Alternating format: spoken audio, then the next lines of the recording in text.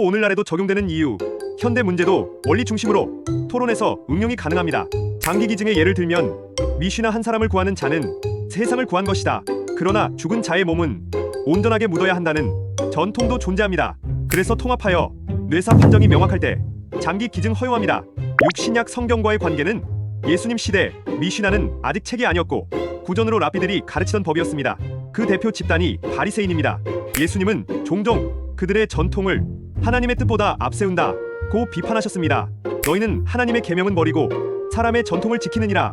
미쉬나라는 단어가 성경에도 직접적으로 등장하지 않지만 이 구절이 의미하는 전통은 유대교 역사와 문맥상 미쉬나 전통 가리키는 것으로 대부분의 학자들이 해석합니다.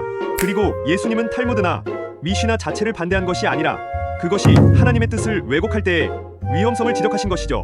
실유대교 분파마다 해석이 다릅니다. 정통파는 문자 그대로 엄격하게 따릅니다. 보수파는 율법을 지키되 시대적 맥락을 고려합니다. 개혁파는 탈무드를 역사적, 윤리적 참고서로만 봅니다. 재구성파는 유대의 문화를 구성하는 요소 중 하나로 간주합니다. 같은 문제도 분파에 따라 결론이 다릅니다. 예를 들어 안식일에 전자레인지를 써도 되는가? 정통파 불을 켜는 건 노동이기 때문에 안 됩니다. 보수파 타이머로 설정했다면 괜찮습니다. 개혁파 불편을 강요하면 안 되기에 써도 됩니다. 탈무드는 단순한 율법서가 아니라 질문을 던지고 다양한 관점에서 생각하고 토론하는 사고 방식 자체입니다.